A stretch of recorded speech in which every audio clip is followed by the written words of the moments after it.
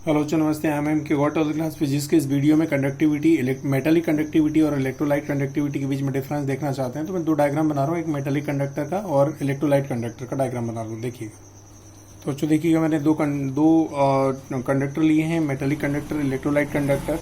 अब देखिएगा डिफरेंस देखते हैं अपन। यहाँ पर जो बैटरी का नेगेटिव टर्मिनल है उसमें से इलेक्ट्रॉन निकल करके कहाँ जाएंगे, माइनस टू प्लस, और जो होल जाएंगे पॉजिटिव टर्मिनल से इमिट होंगे, यहाँ से बाहर निकलेंगे, और होल जाएंगे प्लस टू माइनस। ठीक है, ये देखिएगा इलेक्ट्रॉन इस साइड आएंगे और होल इस साइड जाएंगे अपोजिट डायरेक्शन में। और इलेक्ट्रॉनों के मूवमेंट के कारण से इस इलेक्ट्रॉन चूंकि चार्ज्ड हैं और होल भी चार्ज्ड हैं, और जिस कंडक्टर में होल और इलेक्ट्रॉन दोनों मूव करते हैं तो चार्ज्ड पार्टिकल के मूव करने के कारण से इलेक्ट्रिक करंट प्रोड्यूस हो जाता है। तो यहाँ पर जो मेटेलिक कंडक्टर के अंदर जो इलेक्ट्रिक कंडक्टिविटी वो इलेक्ट्रॉनों के मूवमेंट से होती है। तो इसे इंग्लिश में बोल के दिखा रहा हूँ, the metallic conductivity is due to the movement of electrons. अब इसके बाद इलेक्ट्रोलाइट कंडक्टर की बात करूँ, जैसे कंटेनर के अंदर कंटेनर के अंदर इलेक्ट्रोलाइट लिया, ये वाटर लिया, उसमें इलेक्ट्रोलाइट डिसॉल्व किए तो आयन प्रोड्यूस हो जाएंगे बच्चों।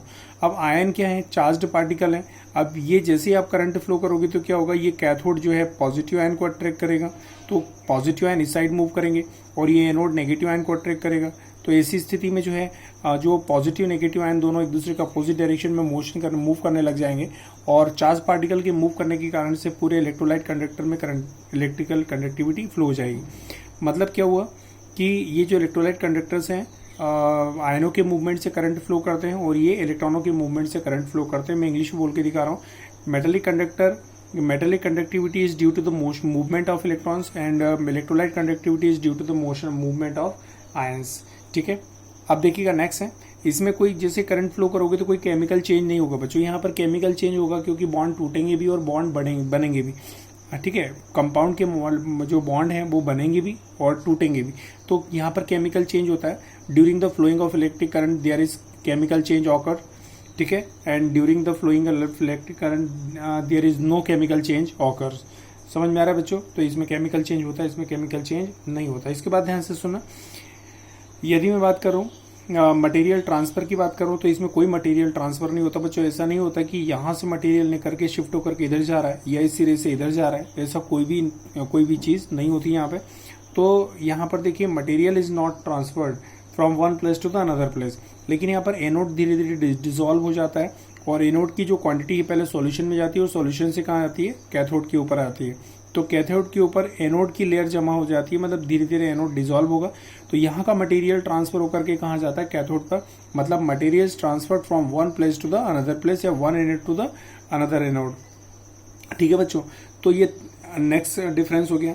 तीसरा हो जाता है टेम्परेचर की बात करें। टेम्परेचर इंक्रीज करेंगे तो यहाँ पर जो कंडक्टिविटी हो जाएगी वो क्या हो जाएगी, डिक्रीज हो जाएगी, क्योंकि टेम्परेचर बढ़ाने से लेंथ बढ़ जाती है, और टेम्परेचर बढ़ाने से लेंथ बढ़ती है, रेजिस्टेंस की वैल्यू इंक्रीज हो जाती है, और रेजिस्टेंस इंक्रीज होगा तो कंडक्टिविटी क्या हो जाएगी, कम हो जाएगी। तो on increasing the temperature metallic conductivity decreases. यहाँ पर टेम्परेचर को इंक्रीज करेंगे तो इलेक्ट्रोलाइट कंडक्टिविटी इंक्रीज होती है। ऑन इंक्रीजिंग, क्योंकि आयनों का मूवमेंट बढ़ जाएगा। On increasing the temperature the electrolyte conductivity increases. समझ में आ रहा है? इसके बाद में अगर मेटेलिक कंडक्टिविटी बात करते हैं, मेटेलिक कंडक्टिविटी लार्ज होती है और इलेक्ट्रोलाइट कंडक्टिविटी क्या होती है बच्चों, लेस होती है। तो बच्चों देखिए, पहला मैंने लिखा हुआ है metallic conductivity is due to the movement of electrons, and electrolyte conductivity is due to the movement of ions. अब नेक्स्ट पॉइंट अपन ले लेते हैं केमिकल चेंज वाला। There is no chemical change during the flowing current, there is chemical change during the flowing current, there is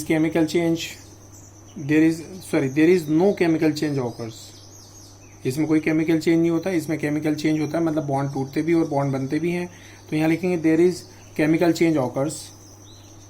इसके बाद में बच्चों थर्ड पॉइंट अगर लिखेंगे यहाँ पर, यदि मैं मैटर की बात कर रहा हूँ तो यहाँ पर मैटर ट्रांसफर नहीं होता, यहाँ मैटर ट्रांसफर होता है, मटेरियल एनोड से कैथोड की ओर शिफ्ट होता है।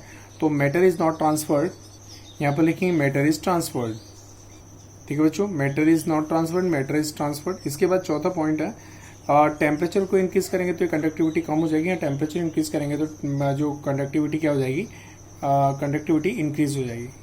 देखिए यहाँ पर टेम्परेचर को इंक्रीज कर रहे हो तो कंडक्टिविटी क्या हो जाएगी डिक्रीज, क्योंकि रेजिस्टेंस हाई हो जाता है, क्योंकि लेंथ बढ़ जाती है। और यहाँ पर जो है जैसे टेम्परेचर बढ़ाओगे तो आयनों का मूवमेंट बढ़ जाएगा, जिससे कंडक्टिविटी क्या हो जाएगी इंक्रीज हो जाएगी। On increasing the temperature metallic conductivity decreases.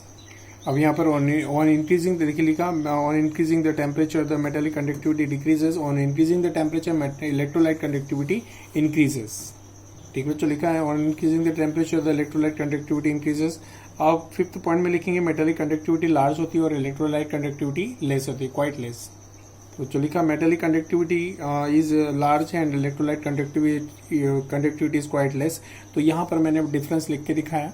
आप एक काम करके स्क्रीनशॉट ले लीजिएगा। ये देखिए आपका एक क्वेश्चन था और ये उसका आंसर। अब मैं ओरिजिनल नोट्स आपके सामने शेयर कर रहा हूँ। चलिए बच्चों देखिएगा, ये ओरिजिनल नोट्स हैं।